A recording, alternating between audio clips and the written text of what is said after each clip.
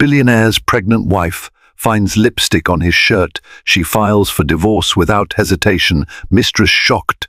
Rachel Delgado once believed she had it all, a loving millionaire husband, a baby on the way, and a beautiful home in the heart of New York City's Upper East Side. Yet one fateful night, she stumbled upon a vivid red lipstick stain on Marcus Delgado's pristine white dress shirt, an undeniable symbol of betrayal. Shock twisted into heartbreak in a single breath, and she knew life would never be the same. Without a moment's hesitation, Rachel resolved to walk away from the marriage that had once been her fairy tale. What follows is a tumultuous, high-stakes tale of deception, courage, and unexpected twists. Rachel Delgado pressed a slender hand to her belly, savoring the gentle flutter of life growing within. She was almost 4 months pregnant, and her excitement at becoming a mother was the shining thread that ran through her thoughts night and day. Marcus Delgado, her husband of 2 years, was busy across the apartment, preparing for a late-night business meeting. Despite the hour, Rachel could hear the soft clicks of his polished shoes on the marble floors. They lived in a sprawling penthouse overlooking Central Park, an ode to Marcus's meteoric rise from an ambitious start-up entrepreneur to a real estate mogul. The decor boasted a mix of avant-garde art pieces and meticulously curated furniture from Italy. Rachel, who had always prided herself on being grounded, despite the luxurious surroundings, felt dizzy with gratitude whenever she paused to reflect on their life together. She recalled how they first met at an art auction in Soho. Rachel, working for a non-profit that promoted local artists, had been trying to secure funding for an emerging painter. Marcus, evidently charmed by Rachel's passion for the arts, had placed a generous bid on a piece she recommended. Their chemistry was electric, and from that evening on, their bond only deepened. Within a year, he proposed to her beneath the cherry blossom trees in Brooklyn Botanic Garden. As she fussed with a loose thread on her cardigan, Rachel glimpsed Marcus stepping out of the walk-in closet, wearing a crisp white dress shirt and a navy blazer. He looked every inch the confident millionaire, with his sleek, dark hair and a watch that gleamed in the subdued lamplight. Approaching her, he placed a tender hand on her belly. "I'll be back by midnight," he murmured, pressing a light kiss to her forehead. Rachel smiled, brushing away a nagging sense of unease that occasionally surfaced whenever Marcus had these late meetings. Over the past few months, he seemed more distant, enveloped in a haze of phone calls and hush-hush deals. But she reminded herself that he was providing for their growing family. His business expansions, though time-consuming, were ultimately for their benefit, or so she told herself. Marcus grabbed his phone and keys. "Don't wait up," he said gently. The door closed behind him, and Rachel was left with her own thoughts. The faint hum of the air conditioner filled the silence of the penthouse. Strolling to the bedroom window, she let her gaze wander over the city's glittering skyline. She could see the iconic spires of Manhattan, witness to countless dreams, both broken and fulfilled. Something about that view always reminded her of how quickly fortunes and fates could change in a city like New York. She placed a protective hand over her abdomen, silently praying that her marriage and the future of her unborn child wouldn't be among those tragic tales. In this moment, Rachel had no inkling of the betrayal she would soon uncover, or how that single, damning evidence on a shirt collar would unravel the life she believed was perfect. Days passed uneventfully, with Marcus alternating between business lunches, lavish galas, and property site visits. Rachel tried to be supportive, offering her presence at key social gatherings. She was well aware that image could make or break a business deal in Marcus's world. Her refined charm and warm smile had often won over potential investors who admired not just Marcus's acumen, but also the graceful, charitable woman by his side. Yet beneath the glitter, a sense of unease took hold. Rachel couldn't ignore the subtle changes in Marcus's behavior. He seemed on edge, answering calls in hushed tones and stepping out of earshot whenever his phone buzzed. She tried to dismiss her suspicions as paranoia. After all, pregnancy hormones had a notorious reputation for amplifying anxiety, but the knot in her stomach only tightened with each passing day. It was a Tuesday afternoon when she decided to meet an old friend, Grace Caldwell, for coffee at the Plaza Hotel. Grace, once a fellow volunteer in the local art scene, had become a close confidant. Settled in a plush booth with velvet upholstery, the two women shared updates about work, marriage, and the challenges of city life. Rachel found herself confessing her apprehensions. "He's more distant than usual, Grace. I know he's busy, but there's something else. He's always shutting off his phone when I walk into the room or stepping away to take calls in private." Grace frowned sympathetically. "Have you tried asking him directly?" "Yes, but he just says it's sensitive business stuff or client confidentiality." Rachel toyed with her teacup, swirling the contents absently. "I don't want to accuse him of anything. Maybe I'm overreacting." Grace reached out to squeeze Rachel's hand. "It's natural to feel more vulnerable right now, especially with a baby on the way. Just promise me you'll listen to your instincts." Rachel nodded, though the conversation only fueled the unease.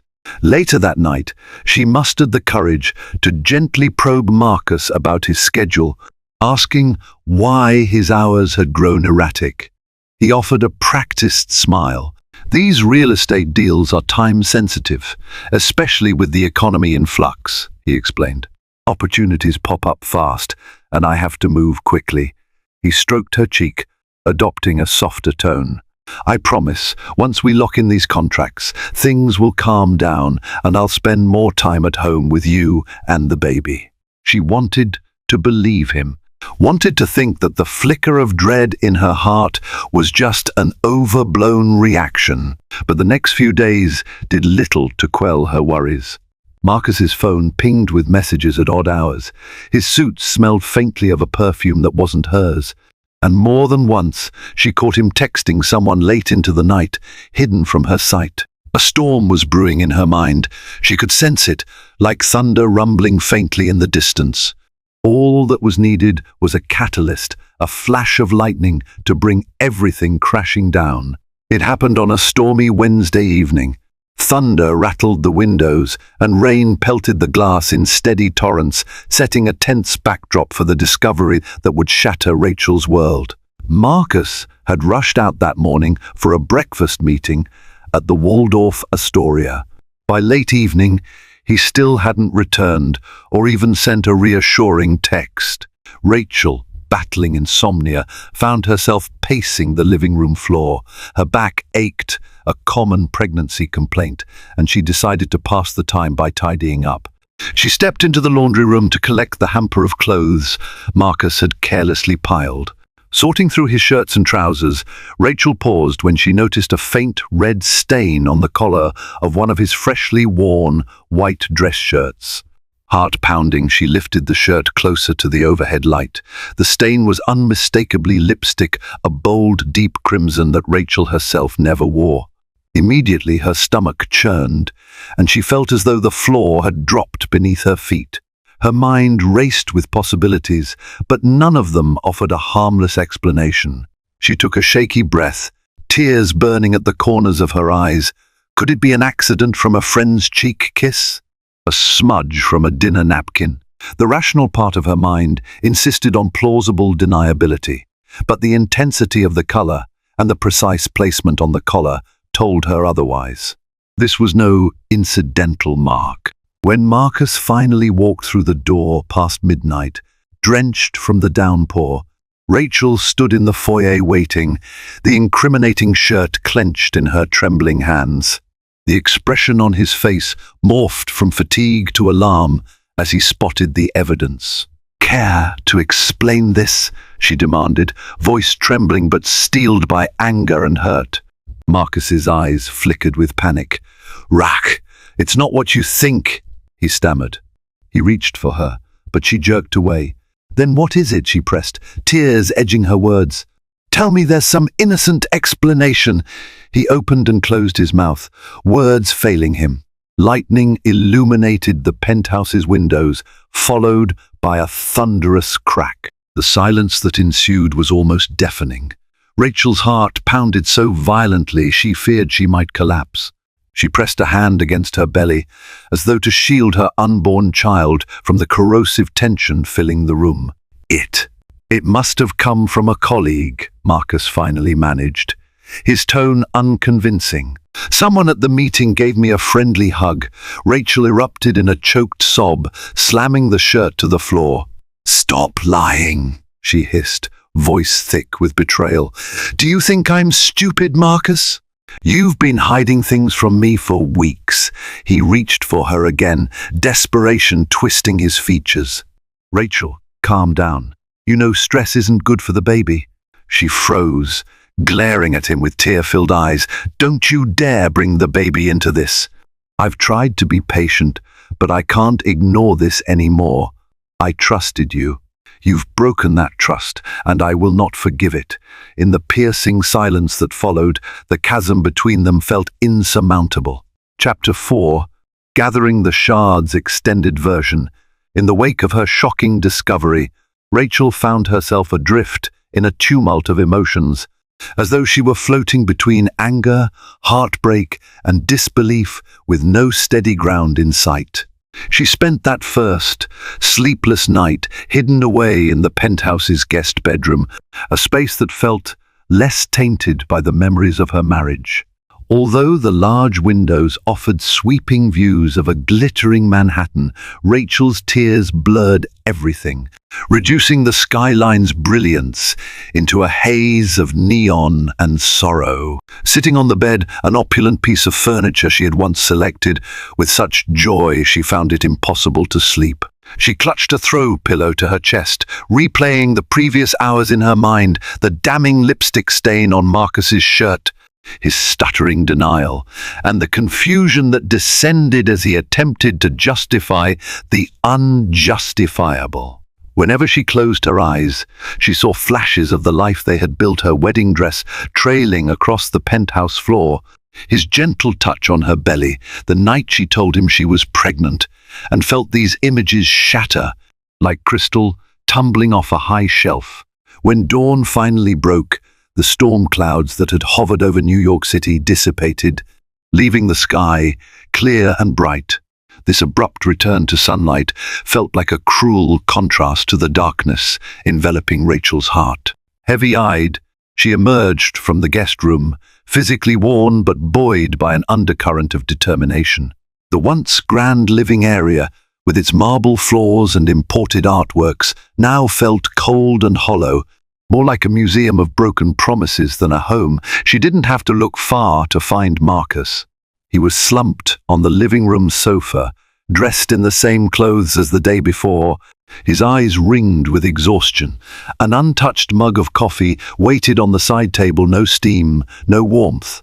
The sharp scent of stale espresso mingled in the air, reminding Rachel of all the late-night brainstorming sessions they used to share, planning everything from vacations to the baby's nursery. But those memories felt distant now. Marcus stood the moment he saw her, a flurry of remorse in his gaze. "Rach," he started, his voice strained. "We need to talk." Rachel didn't speak immediately. She walked slowly to a matching armchair, lowered herself, and exhaled in a way that seemed to deflate her entire frame. Her throat felt raw from hours of silent sobbing. She braced herself for whatever he might say, pushing aside the fleeting pang of pity she felt at his disheveled appearance. In that moment, pity seemed like a betrayal of the anger coursing through her veins. He cleared his throat, eyes flicking to the table as though searching for a script. "I messed up," Marcus said at last, his words coming out haltingly, each syllable hung in the air, weighted by shame. I won't insult you by lying about it again. I was tempted, and I gave in. It was a stupid, reckless mistake. Rachel's heart twisted painfully. Somehow, hearing him acknowledge the affair, giving it voice, made it feel even more real. Her anger rose like a tide. "A mistake?" she repeated, her voice quivering. "Knocking over a glass is a mistake. Missing an appointment is a mistake. But betraying your pregnant wife?" Her eyes welled, tears she refused to let fall. "That isn't a mistake, Marcus. It's a choice, a deliberate one." He looked as if he'd been slapped. In the harsh morning light, he seemed smaller, his tailored shirt wrinkled, his face etched with regret. "I love you," he whispered, stepping closer, hands trembling, as though he was unsure whether to reach out for her. "I love you, and I love our baby. I know I've hurt you, hurt us beyond measure. But I'm begging you, please don't throw everything away." Rachel inhaled sharply, pressing her palm to her abdomen. Even in this tumultuous moment, her first concern remained the life growing inside her. She felt a gentle flutter, and that slight motion only hardened her resolve. "You destroyed what we had," she said, each word clipped. "I can't trust you anymore. And trust is everything. How can I raise our child in a house where betrayal is lurking around every corner?" Marcus ran a hand through his hair, tearful and desperate. "We can fix this. We'll go to counseling. I'll do anything to prove I can be the man you need me to be." His desperation might have moved her once, before the lipstick on his collar, before the half-truths and hush-hush late-night calls. Now all it did was stoke the embers of her hurt. Slowly she rose from the chair, mindful of the sudden dizziness that often came with her pregnancy. She held on to the armrest until the room steadied. "I don't want to hear your promises, Marcus," she said, her voice turning cold. "I already know what I have to do." A flicker of dread passed over his face, as if he sensed what was coming but refused to believe it. "Rachel, please. I love you. Don't make any rash decisions." She almost laughed, a brittle sound echoing in the quiet penthouse. "Rash decisions? This is the clearest I've felt in weeks. I've been ignoring my gut, convincing myself it was just my hormones making me paranoid. But last night proved every doubt was real. Tears threatened again, but she blinked them away. "I won't let our child grow up in a marriage built on lies. I'm filing for divorce." The finality of her words hung between them. Marcus's face contorted with panic. He reached for her, but she stepped back. Even now, she felt a surge of protective instinct, a need to shield herself and her unborn baby from further harm. A heavy silence followed, broken only by the city's muffled clamor from the streets below. "Divorce," he echoed hollowly. "Rachel, please don't do this. Let's talk about counseling. Let's try. Don't throw away everything we've built." His pleadings were reminiscent of an earlier time in their relationship, when he'd charm her out of any argument, promising that things would turn out all right. But those illusions had shattered under the harsh light of betrayal. She gazed at the man who had once felt like her entire world, her confidant, her partner, the future father of her child, and felt only a raw ache where her devotion used to be. "You made that choice for us the moment you let someone else into our marriage," Rachel said, quietly, her resolve unwavering. "I'm going to protect my baby and myself, no matter what it takes." Marcus seemed at a loss for words, his mouth opening and closing soundlessly. At last he sank onto the sofa, dropping his head into his hands as though he could block out the reality unraveling before him. For a lingering minute, Rachel observed him, this strong, confident man, who built an empire now reduced to a figure of regret. She realized that she pitied him, but that pity no longer softened her stance. Her anger, her heartbreak, her sense of betrayal, they all demanded that she move forward on her own terms. "I'll stay in the guest room until I figure out my next steps," she announced, her voice trembling only slightly. "Don't expect anything more from me, and don't try to talk me out of it." As she walked away, Her footsteps echoed in the penthouse hallway, a slow, resolute sound. She shut herself back in the guest bedroom, sliding down to the carpet and letting the tears flow freely. This time, however, there was a grim kind of certainty in her sobs. Her future would look vastly different from the one she had imagined, but it would be hers to shape free from deceit. In that moment, Rachel knew their marriage was done. The foundation they had built, so outwardly strong, had crumbled under the weight of lies. Now, all that remained was to gather the fragments of her life, protect the baby she carried, and file for the divorce she had never imagined she would need. As the day wore on, she lay curled on that unfamiliar bed, her hand resting on her growing belly, silently vowing that she would never let betrayal define her child's future or her own. A mix of dread and determination gripped Rachel as she stepped out of the taxi in Midtown Manhattan. A crisp wind rustled her coat, and her pregnant belly was more pronounced than ever. She wrapped her arms around herself, steeling her resolve before pushing open the glass door to Walters and Green law firm, the place where she would formally begin the process of ending her marriage. Inside, the space exuded an air of quiet sophistication, sleek furniture, soft lighting, and artwork that hinted at wealth and privilege. Rachel approached the reception desk, nervously clearing her throat. "I have an appointment with James Walters," she murmured. Within moments, a friendly paralegal escorted her into a spacious corner office. Floor-to-ceiling windows offered a panoramic view of Manhattan's skyline. James Walters himself, a tall, silver-haired man with a gentle demeanor, greeted her, gesturing toward a comfortable chair. She sank into the seat, feeling an unexpected wave of relief at the presence of someone willing to guide her through the legal labyrinth. "Rachel Delgado, correct?" James began, scanning his notes. "You're seeking a divorce on grounds of infidelity," she nodded, briefly explaining how she found the lipstick and how Marcus confessed to an affair. Each word felt like a knife, but she forced herself to speak calmly. James listened attentively, occasionally jotting down notes. When she finished, he leaned forward, folding his hands. "I'm sorry you're going through this," he said gently. "Divorce is never easy, and it's even more complicated when you're expecting a child. Our firm has handled numerous high-profile divorce cases, and we'll do our utmost to protect your interests and your child's." He explained the process, filing the initial paperwork, serving Marcus with the divorce petition, and negotiating a potential settlement. Rachel's mind spun as she tried to absorb the details: alimony, property division, child support, custody arrangements once the baby was born. Her voice quavered when she finally spoke. "Marcus is wealthy, resourceful, and well-connected.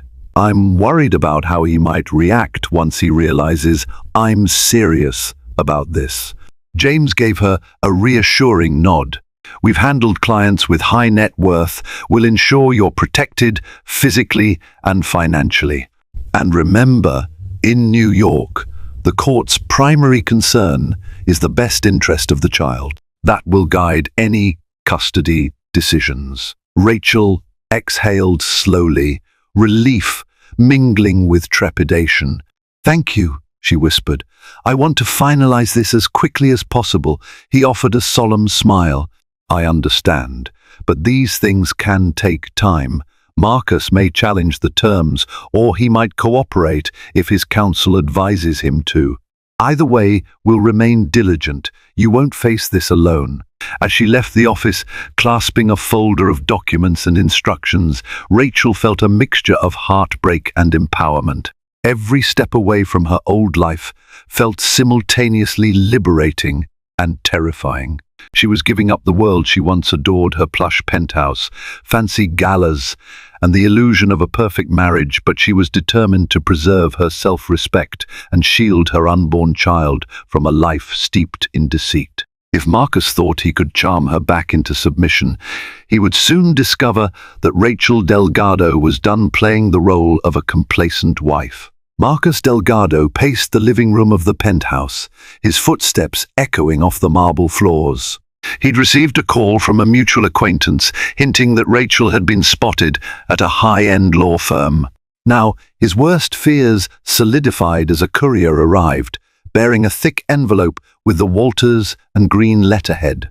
He tore it open, his pulse roaring in his ears, petition for divorce. A cold sweat broke out on his forehead.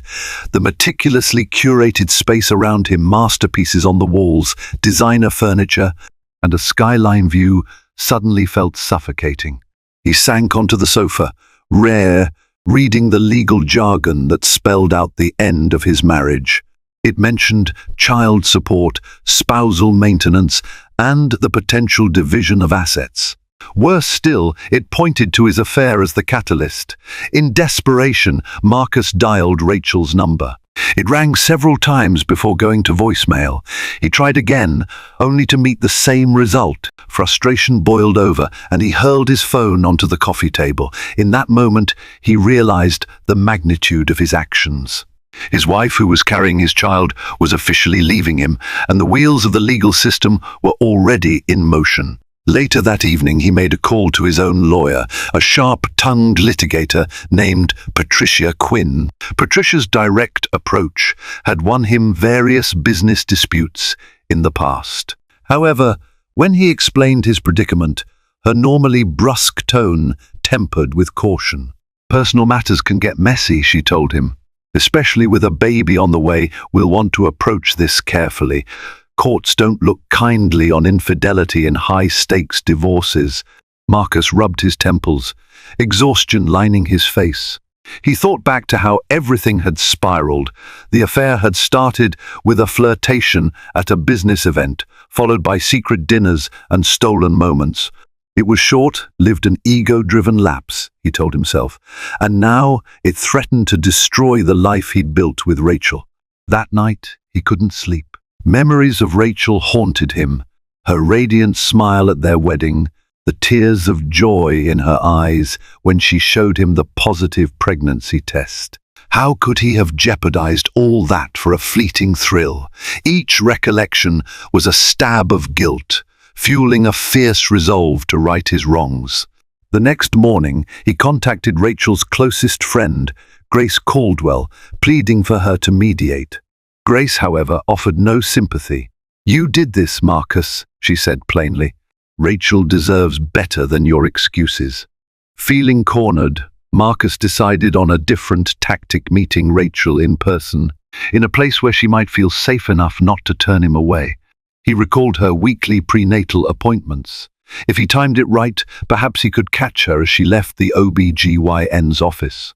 It was a desperate plan, but it was all he had left. He realized with dawning clarity, if he wanted any chance at redemption, he would need to fight humbly and sincerely for his marriage, even if Rachel had already made up her mind to leave him behind. Rachel's prenatal checkup at Lenox Hill Hospital was supposed to be routine: an ultrasound, vital checks, and a quick conversation with Dr. Lucinda Vogel about her pregnancy progress. She had tried to keep her personal life separate from her medical appointments, but the turmoil in her marriage was beginning to show. She felt on edge, sleeping poorly and weeping at random intervals. Dr. Vogel gently suggested counseling for stress, reminding Rachel that emotional well-being was crucial for her and her baby. Emerging from the building, clutching a folder of ultrasound images, Rachel walked into the crisp morning air. She paused for a moment, gazing at the black and white printout of her baby's profile, feeling both heartbreak and a fierce maternal protectiveness. Suddenly, a familiar voice cut through her thoughts. "Rachel!" She looked up to see Marcus standing beside one of the hospital's stone pillars. He appeared haggard, dark circles under his eyes, and an uncharacteristic slump to his usually confident posture. Her pulse spiked with anxiety. "What are you doing here?" she demanded, her voice terse. She instinctively placed a protective hand over her belly. He stepped forward, hands raised, as though to show he meant no harm. "I just wanted to talk. Please." She glanced around, noticing curious onlookers. Mortified by the public scene, she nodded toward a nearby bench, ensuring they remained in open space. Once seated, Rachel fixed him with a wary look. "You can't keep ambushing me, Marcus." He swallowed hard. "I know. I'm sorry. I just had to see how you're doing, how the baby is doing." His gaze dropped to the ultrasound pictures she held. "Is everything okay?" She inhaled sharply, recalling her vow to remain composed. "Our baby is fine. I'm coping. And I'm continuing with the divorce," she added pointedly. Marcus's face twisted with regret. "Rachel, I accept full responsibility for hurting you. I was selfish and stupid. But I'm begging you to give me another chance to at least consider therapy before finalizing anything." Her jaw tightened. "I've heard your apologies, Marcus. They don't erase the betrayal." She struggled to maintain her composure, reminded of how deeply she had once trusted him. "What you did destroyed the foundation of our marriage. Love without trust is worthless." A tear slid down his cheek, and Rachel blinked in surprise. She'd never seen him cry before. "I can't lose you," he whispered. His voice choked. "I can't lose our family. I know I don't deserve another shot, but I'm going to fight for you until the day the ink dries on those divorce papers." Emotion welled in Rachel's chest. Part of her wanted to lash out, to accuse him again of his infidelity.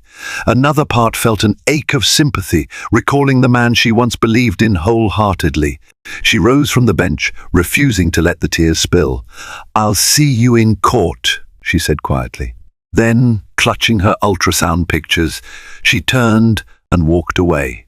Marcus remained on that bench, shoulders hunched, haunted by the feeling that he had just lost the greatest battle of his life. A week later, Rachel found herself in the middle of a tabloid frenzy. A gossip website had leaked rumors of Marcus Delgado's alleged affair with an unnamed socialite, plenty of hearsay, but enough sensational details to feed the city's rumor mill. Grace Caldwell forwarded her the link, and Rachel's stomach churned at the lurid speculation. She could only imagine how it would escalate once the divorce proceedings became public. That same afternoon, while scrolling through the coverage in a mixture of morbid curiosity and dread, Rachel received an anonymous email. The subject line read, "The truth about Marcus's mistress."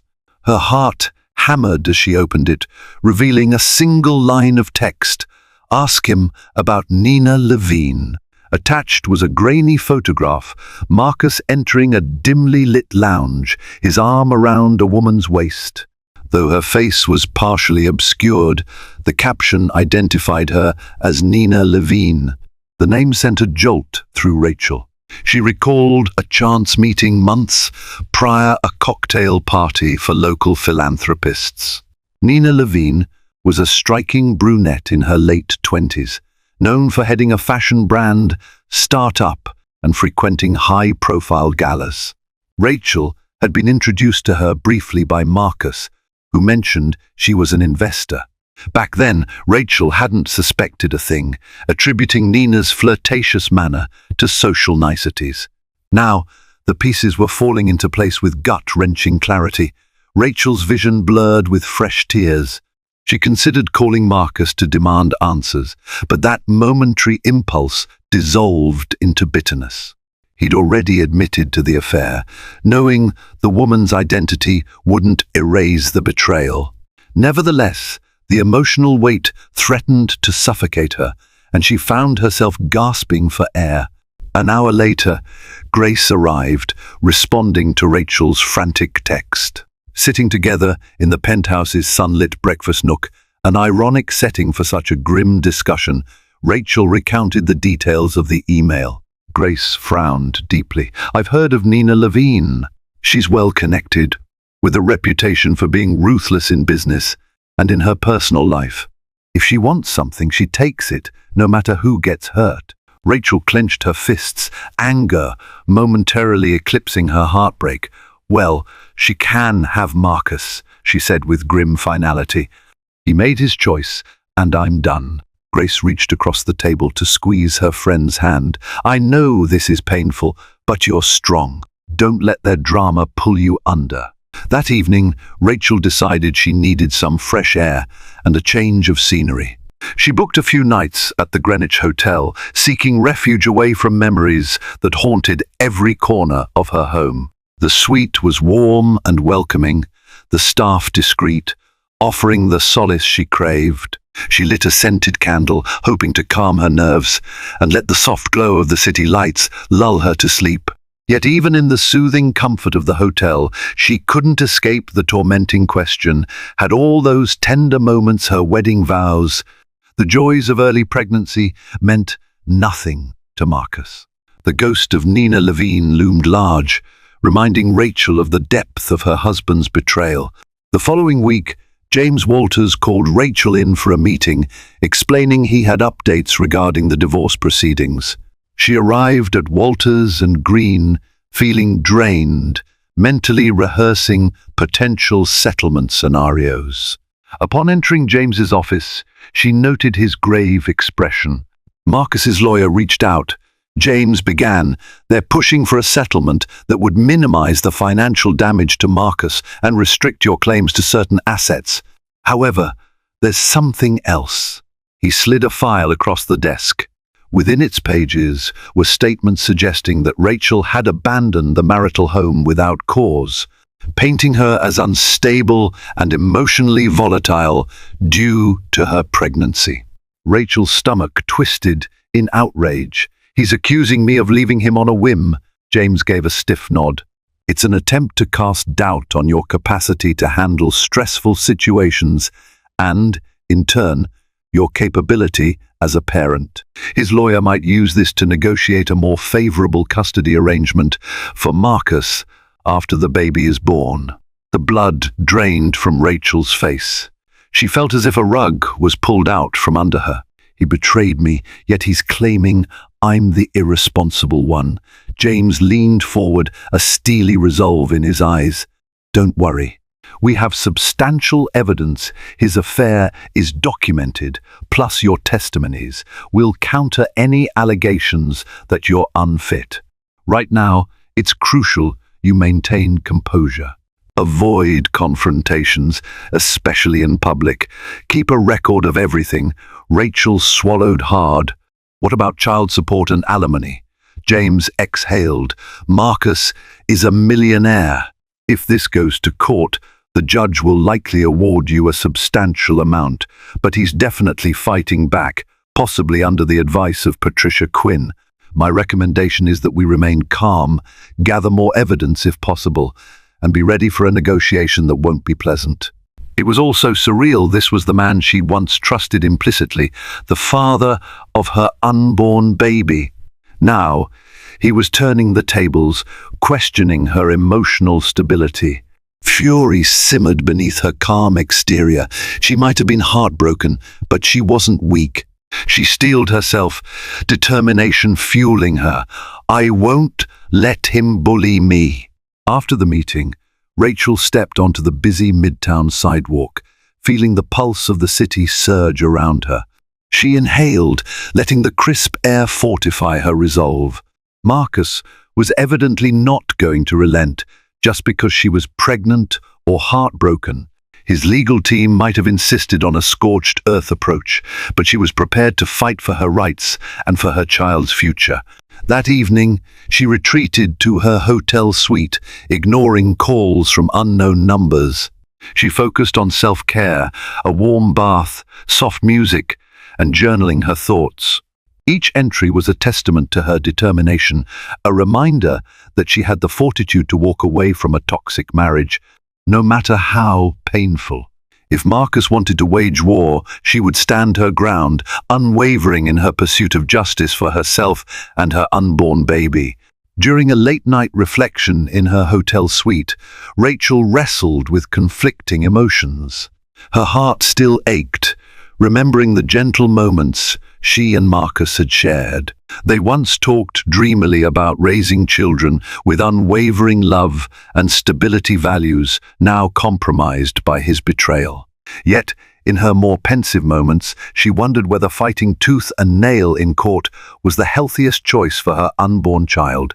She received a text from Grace, urging her to prioritize her well-being. "Let your lawyer handle the war. Your job is to stay strong for the baby," it read. Rachel knew her friend was right.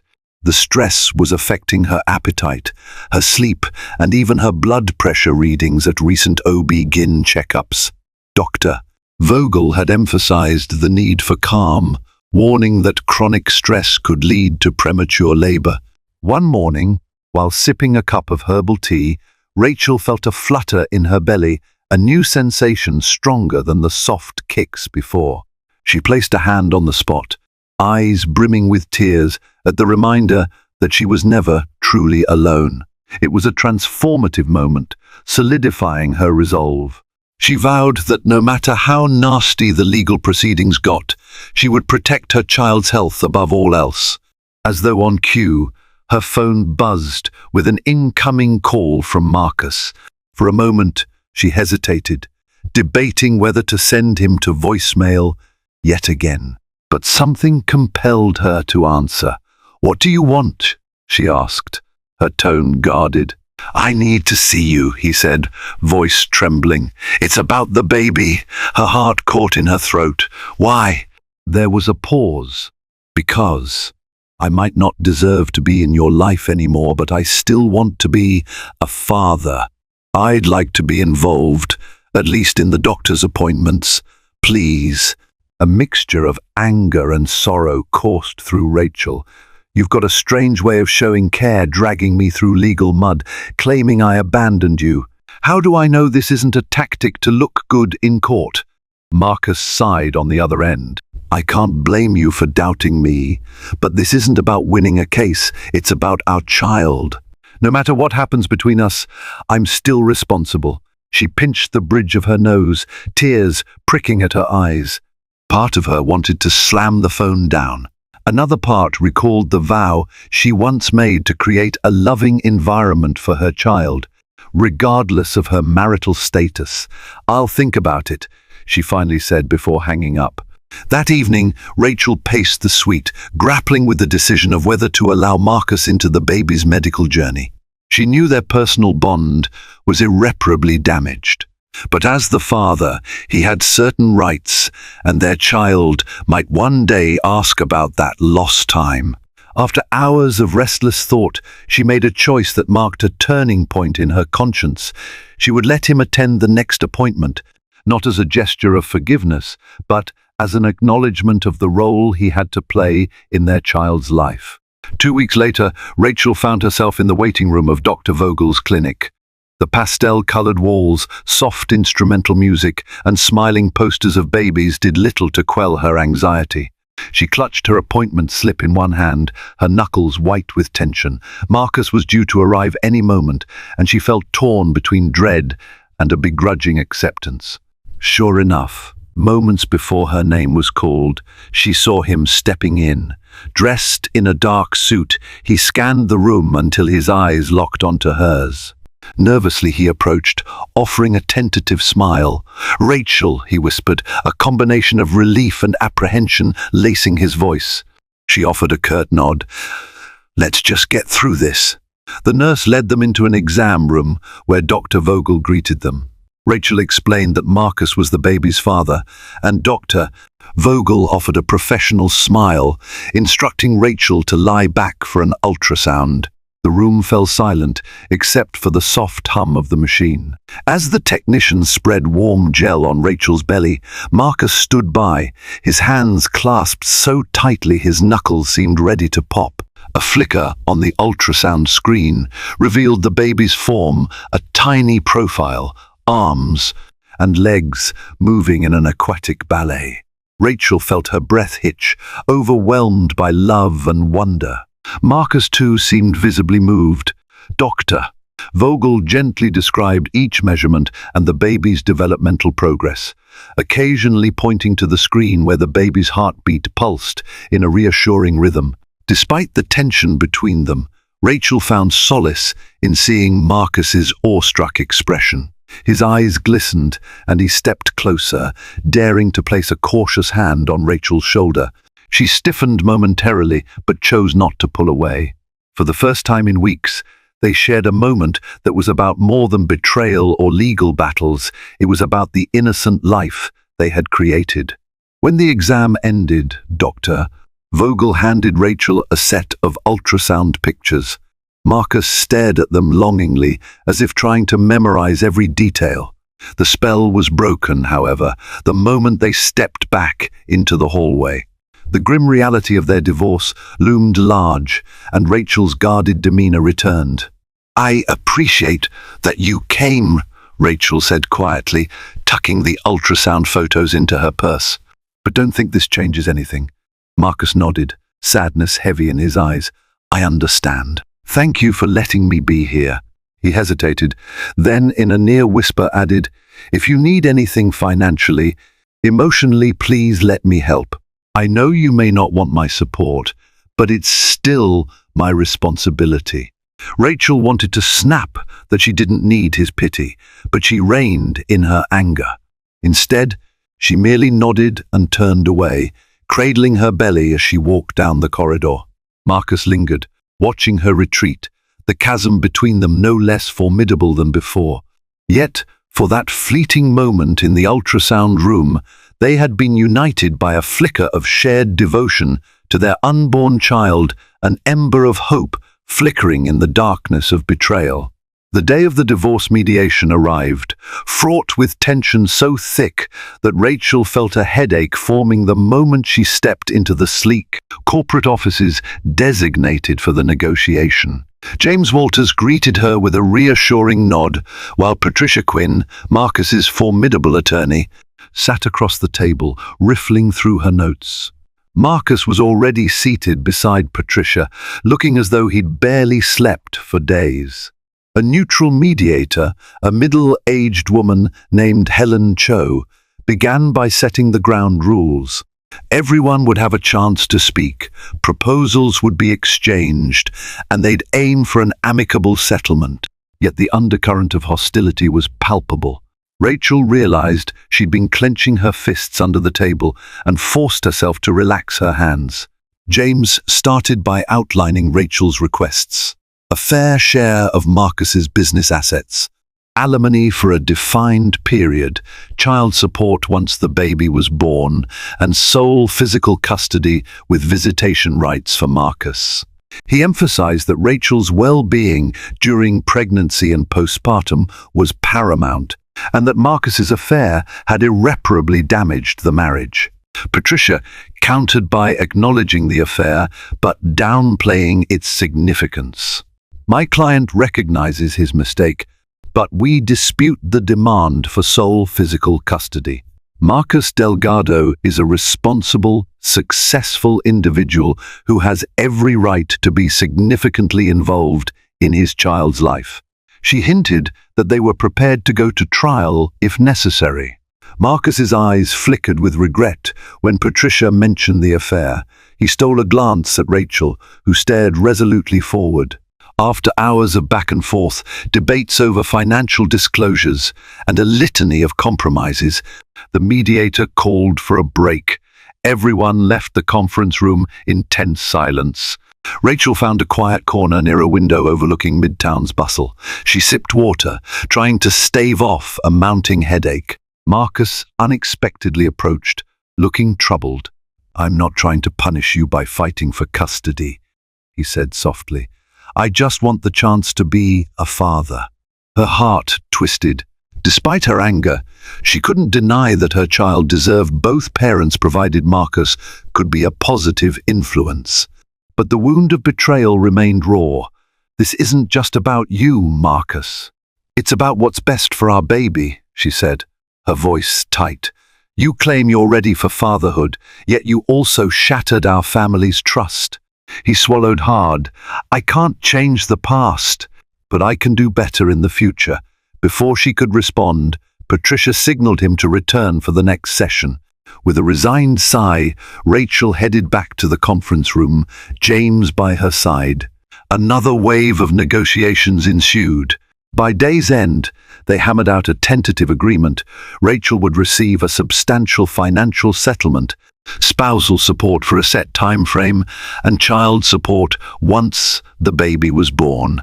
In return, Marcus was granted joint legal custody, ensuring he had a voice in important decisions for the child, while Rachel maintained primary physical custody. As the mediator summarized the agreement, Rachel felt a swell of relief. It wasn't a perfect resolution, no arrangement could mend the heartbreak, but it was a roadmap to the future. She allowed herself a small sigh, aware that the hardest part still lay ahead, truly moving on. In the weeks following the mediation, Rachel Delgado entered a new phase of life, one that felt both frightening and liberating. She continued to stay at the Greenwich Hotel while scouring listings for a suitable apartment. The penthouse, laden with memories and half-truths, was no longer an option. She wanted a fresh start, a sanctuary where she could welcome her baby without the shadow of betrayal looming over every doorway. Marcus, for his part, moved forward with fulfilling the terms of their tentative settlement. He arranged for monthly support payments and even offered to foot the bill for a more comfortable place if she needed it. Rachel declined, preferring to stand on her own feet. Yet, in quieter moments, she recognized that joint legal custody meant they would always be connected through their child, no matter how final the divorce might feel. During her next prenatal checkup, she arrived alone, though Dr. Vogel inquired if Marcus would be attending. Rachel answered with a gentle shake of her head. The last time he came, she allowed it because it felt right for that moment. Now, she needed space. When she heard the baby's heartbeat, a steady, reassuring thump, she felt newly energized, ready to embrace the future as a single mother. That evening, James Walters called to confirm that the divorce paperwork was progressing. The final decree might be signed off within a few weeks, he said. Unless something unexpected arises, we're on track. A sense of closure washed over Rachel when she hung up. She was well aware that heartbreak doesn't vanish with a judge's signature, but it was a step toward healing. She spent hours poring over nursery designs, picking soft pastels and selecting a crib with matching bedding. Each tiny decision felt significant, a pledge to her baby that they would create a warm, loving home, even if it lacked the presence of a traditional family unit. Meanwhile, Marcus poured himself into philanthropic endeavors at least, so said the social columns. He started a charity initiative aimed at providing housing for single mothers, a move that drew public praise. Rachel, seeing the headlines, remained cynical. Was it a genuine gesture of remorse or simply a tactic to repair his image? In truth, it didn't matter. She'd already chosen her path. As the final papers neared completion, Marcus asked if they could meet for coffee. No lawyers, no mediators. Reluctantly, Rachel agreed, hoping the brief exchange might lay the groundwork for a respectful co-parenting relationship. They met at a discreet cafe near Central Park. The conversation was polite, laden with the tension of unspoken apologies and unhealed wounds. Marcus expressed admiration for her resolve, reiterated his commitment to being a good father. Rachel nodded, her hand resting on her growing belly. They parted with the knowledge that their lives would forever entwine around the child they had created, but that the marriage they once cherished was nearing its final end. Days later, the divorce decree arrived, delivered to Rachel's new address in a simple manila envelope. She held the document with trembling hands, reading each line. Then, breathing deeply, she signed where needed, tears slipping down her cheeks. It was done. The next morning, Rachel awoke in a sunlit apartment, a new beginning. Despite the heartbreak, she felt surprisingly calm, as though the storm had finally passed and she was standing on firmer ground. She had endured betrayal, confronted it head-on, and emerged stronger, Now her focus shifted to the hopeful future awaiting her and her unborn child, and for the first time in many weeks, she smiled. Rachel's journey proved that even the most glittering marriage can be undone by a single betrayal, and that true strength surfaces in life's darkest moments. From the wrenching discovery of lipstick on Marcus's shirt to the final signing of divorce papers, she embraced every challenge with courage, driven by an unwavering desire to protect her unborn baby. In the end, she carved out a new life that prioritized honesty, self-respect, and the promise of a brighter tomorrow. Thank you for watching and experiencing Rachel's emotional roller coaster with us. If her story of heartache and resilience moved you, please remember to like this video and share it with friends who appreciate real-life drama. And don't forget to subscribe to our channel for more gripping tales that shine a light on love, betrayal, and redemption. Your support keeps us creating meaningful content, so stay tuned for the next story that might just inspire your own personal transformation.